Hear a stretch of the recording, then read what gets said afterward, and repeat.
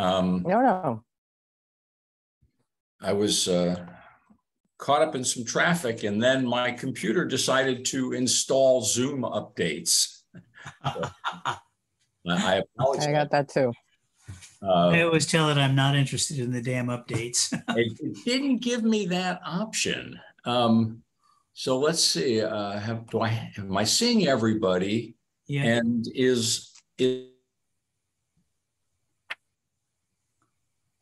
We missed that last part. I'm just wondering if I see library administration is. I'm wondering if Lisa is on the meeting to take. There you are. Okay, great. Hi, Lisa. Hi. Good to see you. All right. See you. Well, let's go ahead. Thank you all for being here. I'm going to call the meeting to order, and I'm going to call the roll of committee members. So, David Cahill. Here. Barbara McKenzie. Here. Welcome back. Thank you. Thomas Hauser. Here. Thanks, Tom. And Deborah Doyle. Here. All right. Great to have you all here. Pursuant to California Government Code, Section 54953, all votes during this teleconference meeting shall be taken by roll call. Now it's time for public appearances. I didn't see anybody in the Zoom from the public. Lisa, do we have any public comments on topics not covered by the meeting agenda? No, there were no emailed comments. Okay, and nobody, no members of the public on the Zoom now who wish to address the committee? I am not seeing any members of the public. Okay. All right. Well, let's then dive into the meeting, and we're going to begin with an update on our fiscal 21-22 year end. I know that our finance team has been working really hard to close out the year. Myrna, can you give us an update on where you are and how things are going? Yeah, hello everyone. So I wanted to give you just a brief update on year-end close, since it is a big milestone in the fiscal year. And the year-end closed with our financial system, EFS closing down with no access on Friday, the 22nd of July. And this allows the system to process all of the year-end transactions and put that to close. The system reopened today with now fully into fiscal year 23. And so then this allows everyone who's engaged in preparing year-end reports to start looking at last year with, all the moving parts finally shut down. So I expect the year-end report to the Finance Committee at its August meeting. And also in August, it will be requests for rebudgeting. So there were items due to supply chain issues that were not able to be purchased in fiscal year 22, but still needed for operations, and some in back order. So funds will be requested to be rebudgeted into fiscal year 22. And I expect those for you in August. Also, just wanted to let you know that I've initiated a meeting with Persenti and Brinker to start the audit of our financials for fiscal year 22. And in our conversation, we expect that the final audited financials would go to the commission in December and to the Finance Committee in November. Wow. So that's the timeline as of now.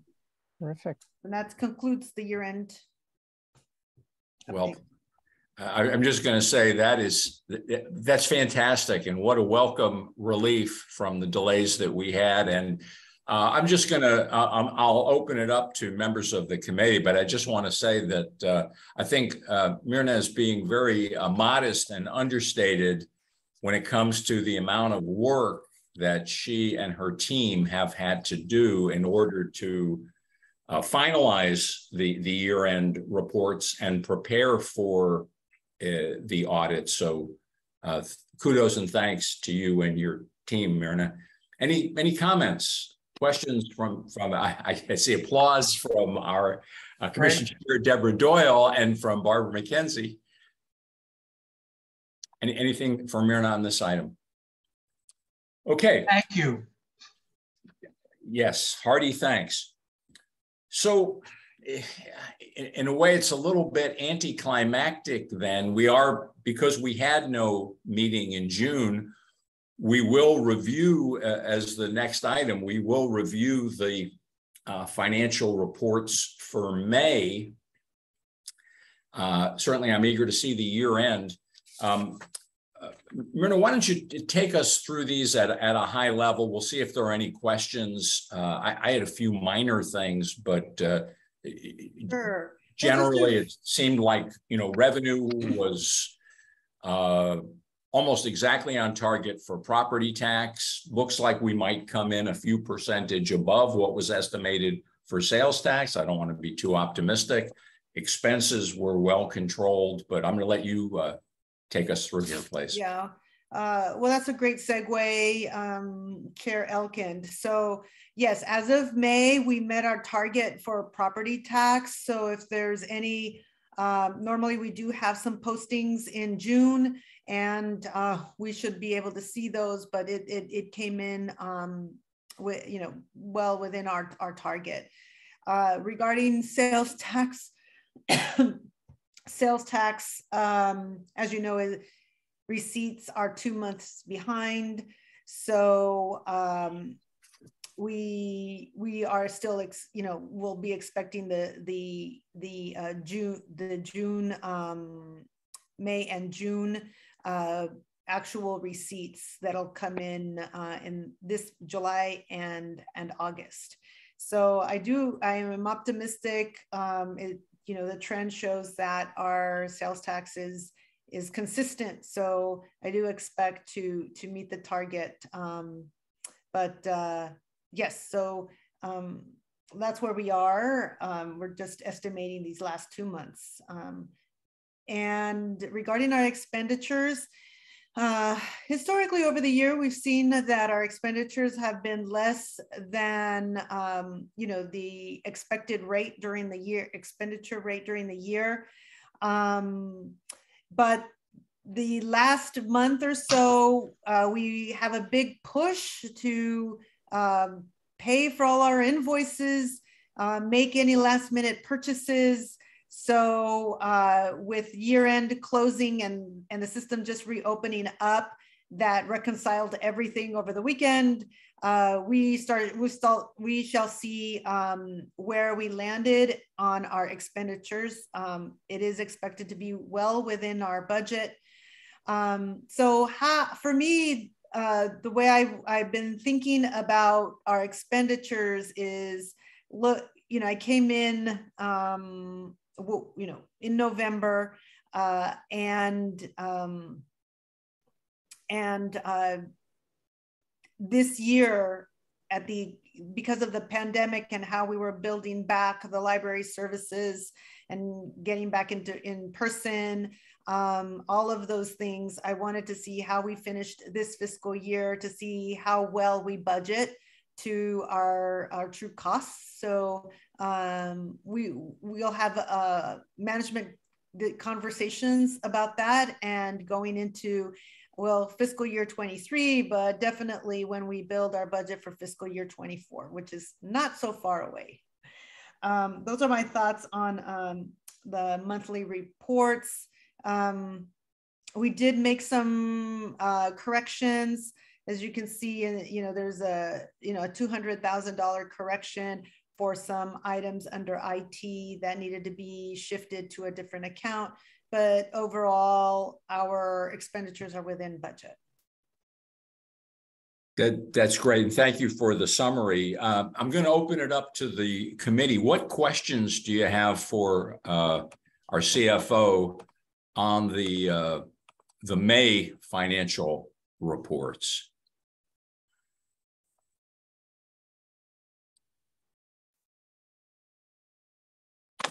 Barbara, you have looks like you're going off mute. Yeah, I just want to mute. Do you mean anything in this packet or this page? Anything in this packet? Yeah. Okay. I had, like you, I just had a few very minor questions, but I saw on page 5 that we pay the county of Mendocino $8,000, I think it is, for the mobile bookmobile. And I didn't know, does their bookmobile comes down into Sonoma County and provides services? I don't know if that's within your realm, but I'm just curious about it. It actually does. It's mostly along the Sonoma coast. So Jenner, Bodega Bay, that's where my understanding is where they provide services. And we've had a long-standing relationship with them for this. I think that's great. How frequently do they come down? You know, I don't know. I can ask Sarah Ventrice, she's the one who is the liaison for that. Okay, that's great. I'm just curious about it because I think it's great that we, as many services and as many people we can reach as possible. I had another quick question. My kind of big overall question is, we talked about at one of these meetings fairly recently about doing some more financial forecasting out more than a year. And I think, Marina, you thought that was a good idea too. And I wondered if you had any more thoughts about that or plans to provide us with more, a few years in advance. Yes, that is on my list of best practices, and it is something that I desire to do. Haven't been able to work on that given these routine deadlines like year end that comes by, and being short staffed right now. So when we will hopefully soon have an accounting manager on board that will allow us to work on these items that we've wanted to for so long. Okay. Thank you. And then back to my minor question, which I just found, page 10, down in capital expenditure summary, there's a research study, Sonoma, that we spent, I believe, something on 28,000, if I'm reading that correctly. Could you just let us know what that was? What page was this on, Barbara? Page 10, down in capital expenditure summary. Okay, I think we're in the wrong place on the visual here.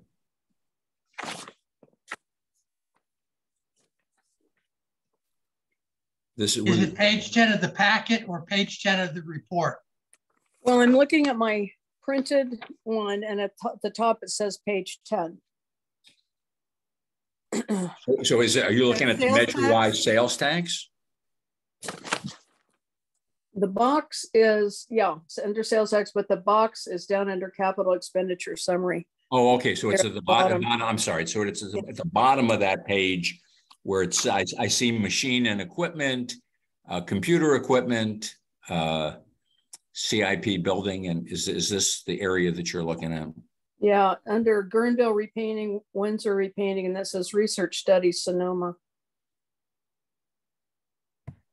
Okay.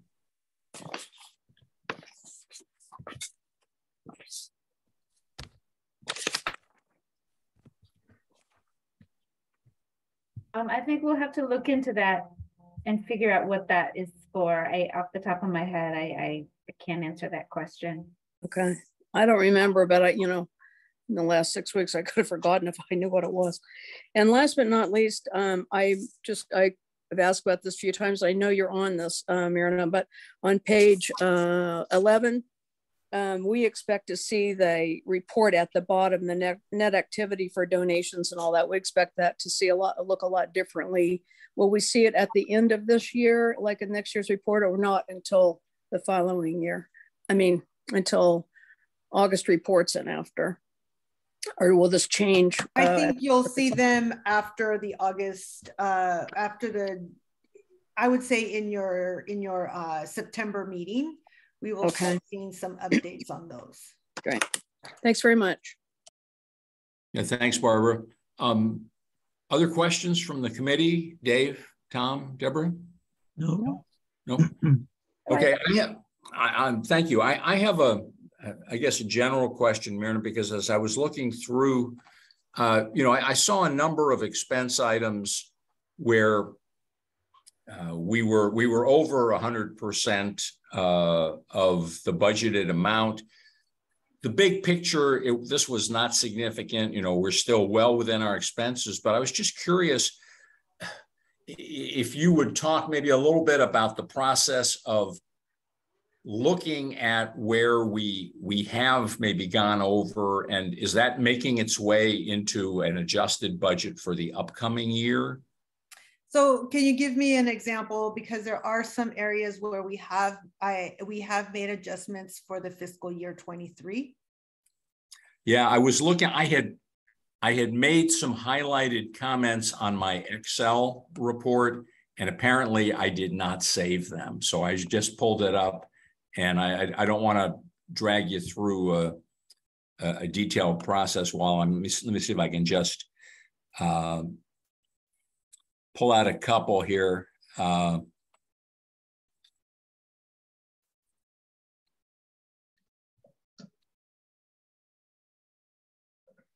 Well, I'm looking at the property tax report, and I realize that we probably have to also look at the sales tax because maybe some of these have not been kind of charged over, but property tax, expense item 51901, telecommunication data lines.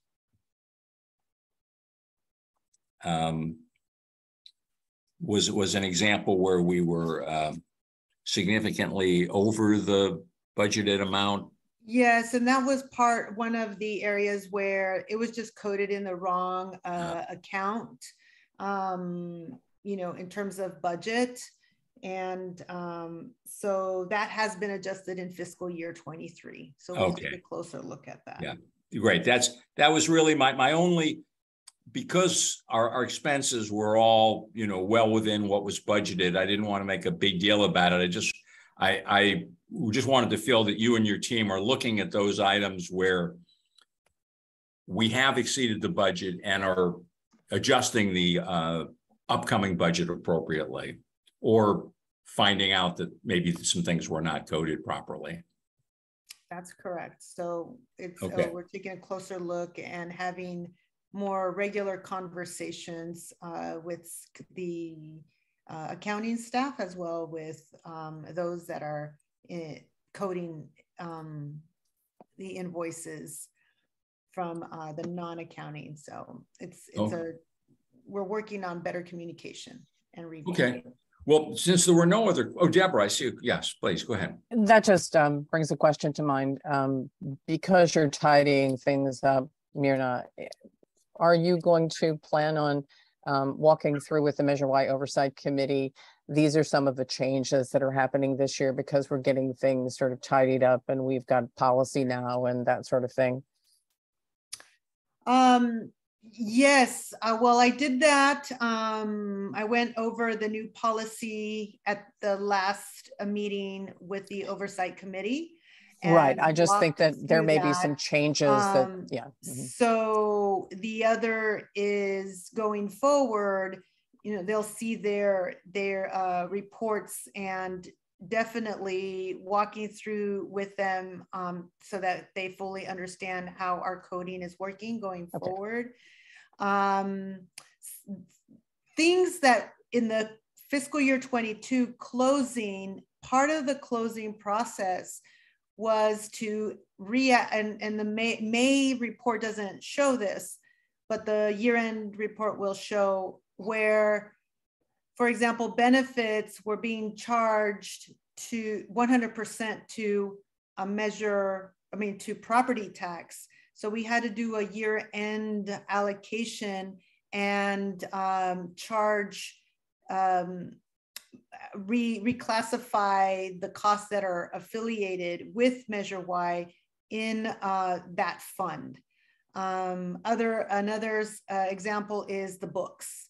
So those are two areas in fiscal year 22 where we do a year-end allocation to Measure Y. But next fiscal year, they should see those items, at their quarterly reports when we provide them, and you should see them in the monthly report. Okay, thanks. So, it sounds like when we see the year-end reports, these adjustments between property and sales tax will have been made. Is that right? That's correct. Okay, that's great. And, Tom, do you have a question or a comment? No. Okay. And Chair Elkind, I wanted to let you know that Brianna Herod joined the call, member from the public. And also that Erica, you had your hand up. I don't know if you still have a question. Oh, no, I just had an update on the Mendocino bus. They apparently visit Gualala Mall on Wednesdays from 12 to 1 and Sea Ranch on Wednesdays from 10:30 to 11:15. Oh, Stewart's Point. So not Gualala, but Stewart's Point, which is in Sonoma County. Yeah. That's great. That's wonderful that we're able to touch those communities, and I appreciate the partnership with our colleagues in Mendocino. Me too. Well, this feels like kind of a good lead-in to item 4.3, because Marina, you've been talking about coding and reallocation of expenses.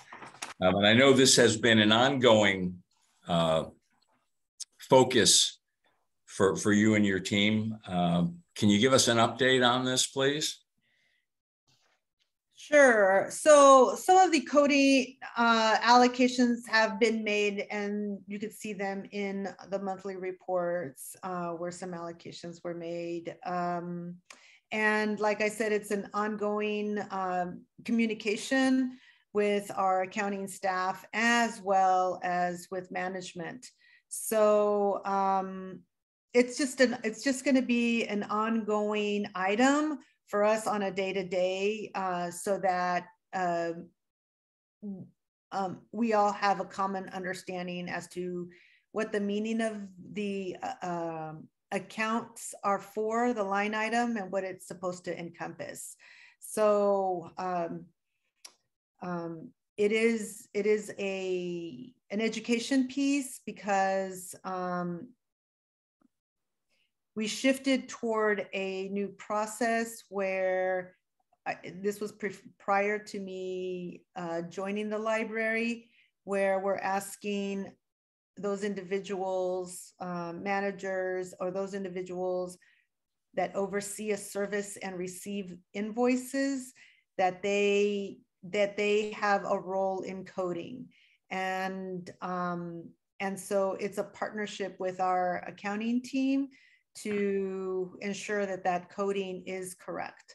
So we're working towards that as a process. It engages everyone, and I believe it builds for management a better knowledge of their budget at a more detailed level, and it also builds partnership from our accounting staff, that they have open communication with managers about budget and they can answer questions, so that we better understand as accounting the operations of the library. I just feel that that is a better way of building engagement, building buy-in, and a better understanding of the place that we support on a day-to-day basis.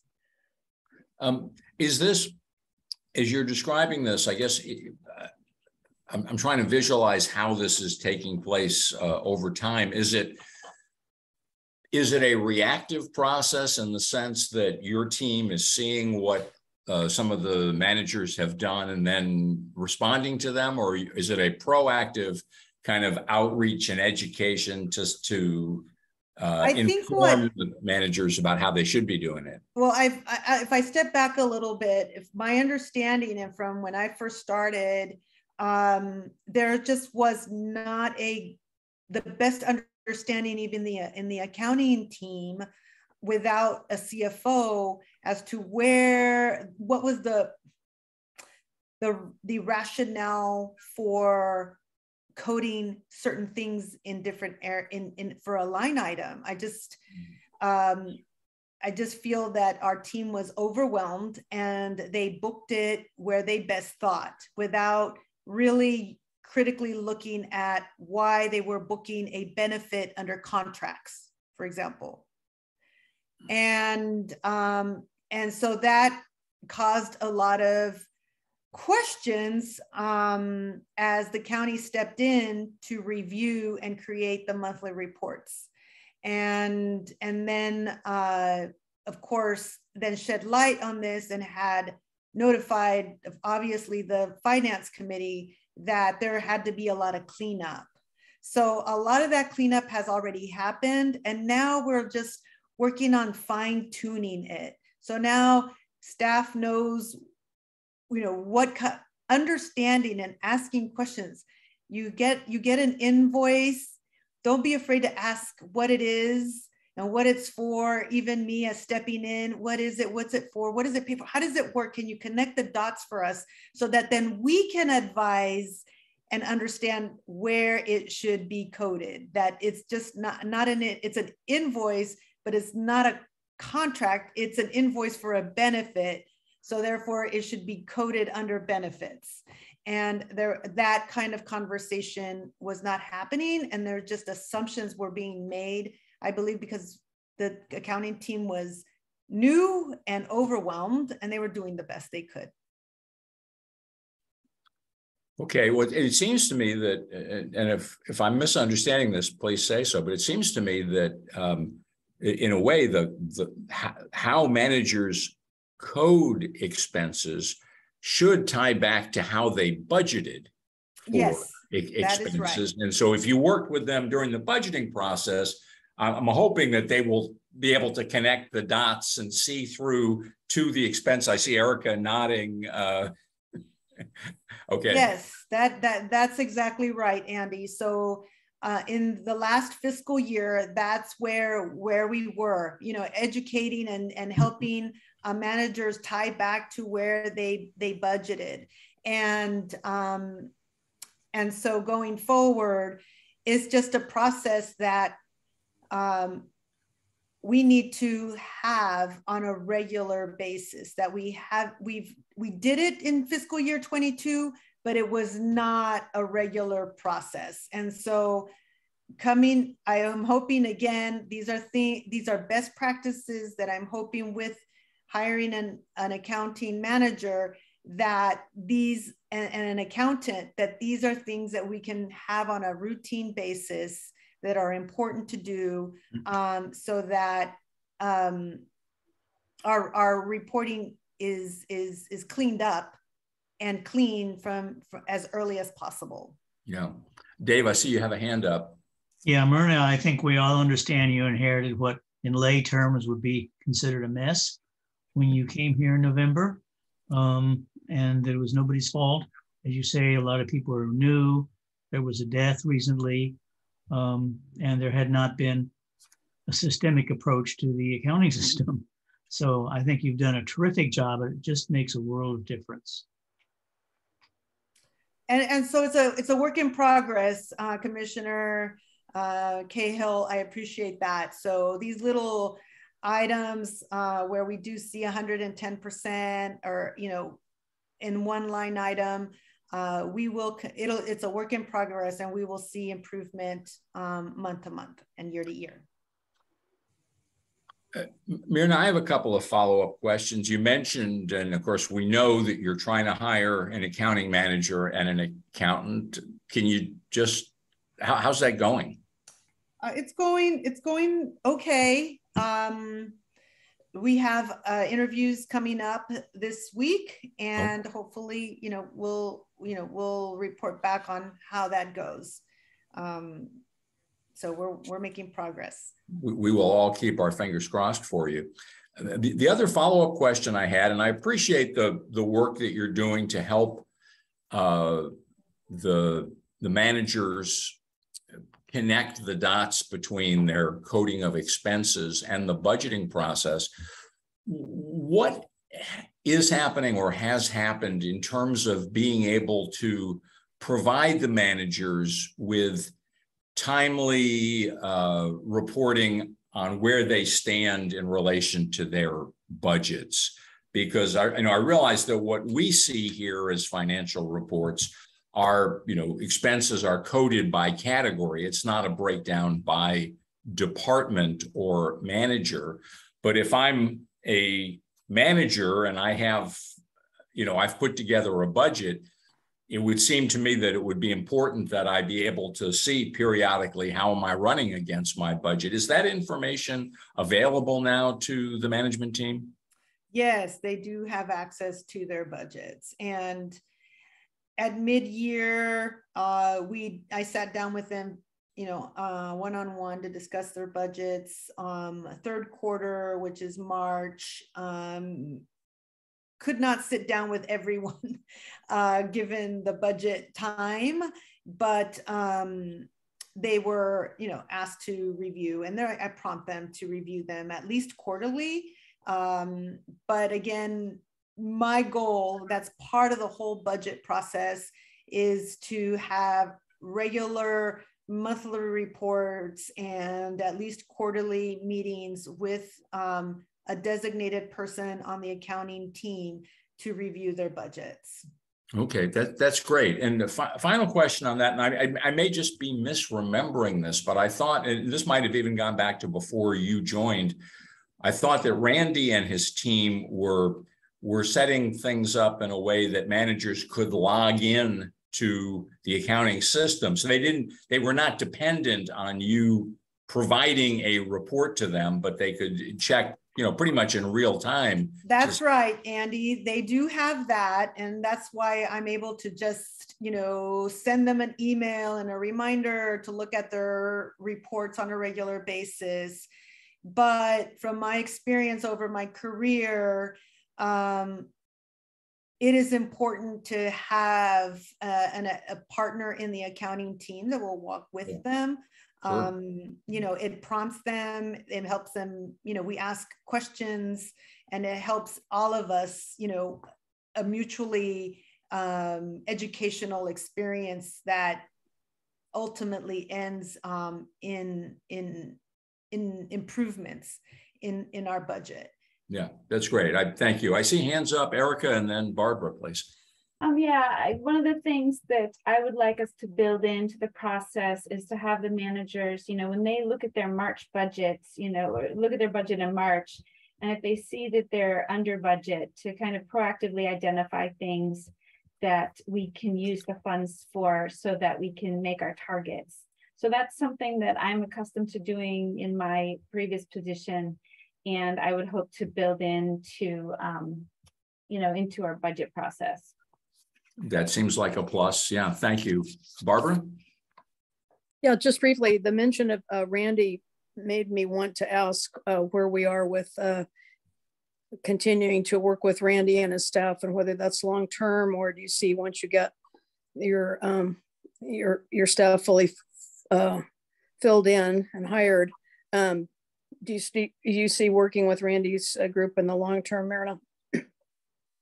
In the foreseeable future, they were very instrumental through the budget process, helping build the budget, through the fiscal year end process, because, we utilize the county system, we utilize the county deadlines, the county's in part policies and accounting policies and procedures. So that team has the historical and infrastructure knowledge, and me as new didn't have all that. So bringing in a new, accounting manager that most likely will not have county experience, it is very important to have that systemic and infrastructure knowledge that we do not have in house. So we could be accountants, but we don't know all of those policies and procedures. So, so for example, on one transaction, we could be working on one single transaction. We could be working with the treasurer's office. We can working with the claims office, or we could be working with the tax assessment process. And those are different branches in the auditor, controller, treasurer, tax collector's office. And this office knows exactly who to contact and walk us through the process of the county. So they're just invaluable. I do see that we can reduce our reliance on them. So the scope of the work that they do certainly can be reduced when we are fully staffed. And so I look forward to that, because I do want our team to be working on these matters and build that knowledge base that is so important. I don't know for how long we'll need them. I foresee for at least a couple more years, but with reduced scope of work, depending on how well staffed we are to support the work we need to do. As a follow-up to Barbara's question, how would you characterize the working relationship that you and your team have with the county group? Is it an effective and positive relationship, Myrna? Oh yes, they are so knowledgeable and very responsive. So it's a really good working relationship. We work with them on a day-to-day basis. Well, that's great. And just as a comment, I know we'll talk about this more in the future, but while I appreciate and welcome reducing our reliance on that team, it feels to me as though maintaining some relationship with them would be a benefit for us. And if at some point in the future we should have some unexpected staff turnover or something, it would be great to have the kind of relationship where we don't have to start over again in terms of working with the team, that they know us and the way we work, and it would provide some additional flexibility to you in the. Yes. I agree. I think that in the next year, we can evaluate what are those essential services that they, provide the greatest value, and to continue to work with them in those areas. That seems great. And I appreciate you keeping an eye on that. And let's make that a future agenda item, but I'm glad to hear that it's been going well. Okay, if there's no further questions, let's turn over to item 4.4. And this has to do with our unfunded accrued liability and payment that we need to make. I'm going to let you present this to the committee, Myrna. Okay, so every year the library makes payments towards our unfunded accrued liability, and I don't know if this has been the case in prior years, but we were notified, CalPERS notified agencies that if the agency decided to make a one-time lump sum payment at the beginning of the fiscal year, that we would gain some savings. And savings versus paying on a monthly basis, which is what the library has been doing over time, just paying monthly. So there's an invoice from CalPERS that charges that we pay every month. But my recommendation is to pay the funds up front for the following reasons. This obligation has been approved in the fiscal year 23 budget. It's part of the benefits under CalPERS, and we budgeted the full amount, and so with this we would receive a savings. So I wanted to give the Finance Committee a heads up, because what you're used to seeing in the monthly reports is this UAL obligation paid over on a monthly basis. And if we do a lump sum payment, then you'll see it at the beginning of the year, and you'll think, oh, why are we paying over $1 million here? And with no previous knowledge, I just wanted to let you know, so that when you see it, you're not surprised. I appreciate that. I have a comment and a question, and I'll open it up to the committee. The comment is, since we need to pay the money anyway, it looks to me like the savings of, close to $50,000 is roughly 3.4%. We're not earning 3.4% on our money. So there's I don't see any benefit in paying monthly. It seems like a good idea to take advantage of the savings. The question, and I just have to apologize, I've had some personal things going on that have not enabled me to dig into this to the extent that I would have liked to. But is it your understanding, Myrna, that this is an interest payment that we're paying on the amount of the unfunded liability, or is it a payment that we're making to reduce the amount of our unfunded liability? It's a payment to reduce our unfunded liability. We can look at it together to see what that breakdown is. I don't have it, but it is part of the CalPERS actuarial report. Okay. So they let us know up front what our unfunded actuarial liability is for the year. And then they go into detail with their actuarial report. Got it. Okay. All right. Barbara.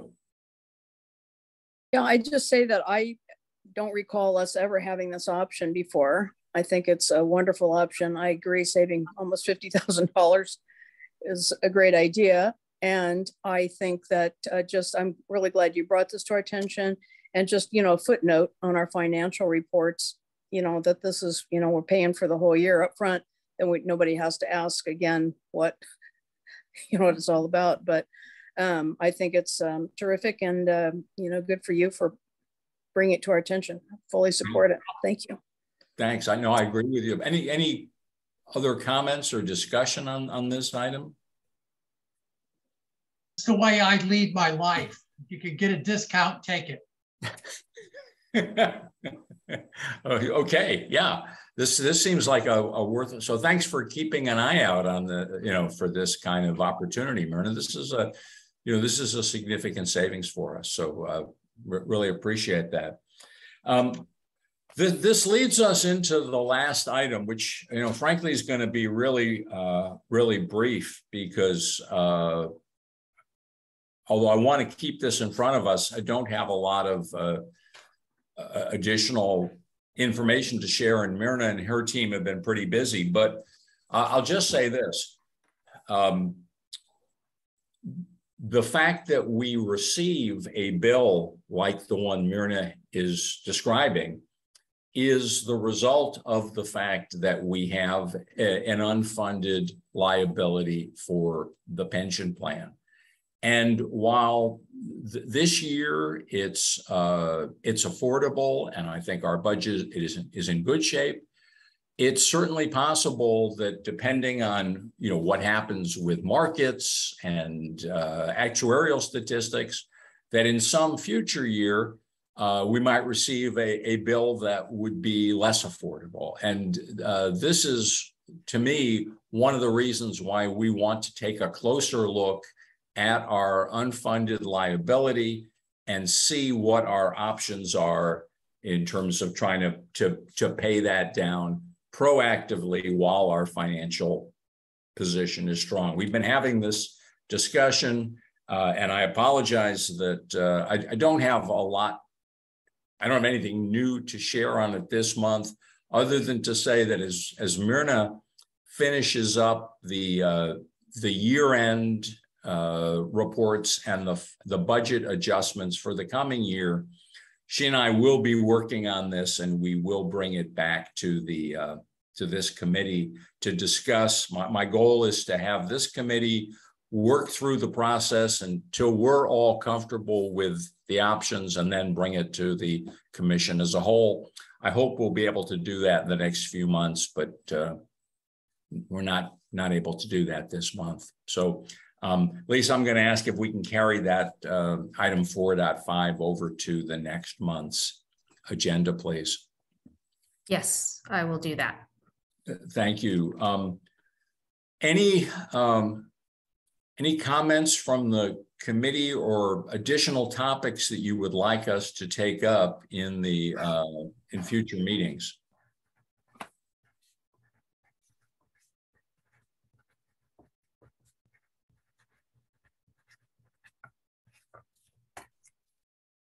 Okay. Well, seeing none, I'm going to say that we are adjourned. Oh, Barbara, I'm sorry. I missed you. I just you had mentioned that there was a member of the public on the line. I wondered if that person had an opportunity to talk. They came on after the announcement for public participation. Are they still on here? I'm here. It's Brianna. I honestly am I'm a meeting stalker. I apologize. It's my day off. I just enjoy knowing what you guys talk about. Sorry, I'll go back to being silent. You don't have to. First of all, Brianna, it's always good to see you. You were one of the first people I met at the Healdsburg Library. I know you're not at our branch anymore, no. But it's always good to see you. You're always welcome. Thank you. And thanks for stalking us. Yeah. Well, I know that way David can always say, well, at least Brianna's watching, instead of, I wonder if anyone's going to join us today. Okay. Thank you. Thank you. Thank you. All right. So our next meeting is Monday, August 15th at 3 o'clock. And with that, we will uncharacteristically adjourn early at 3:49. Thank you all for everything you do to support the Sonoma County Library. Thanks, Andy. I hope all things are well. Thank you. Yeah. Thank you. Yeah. Take care. All right. Bye-bye.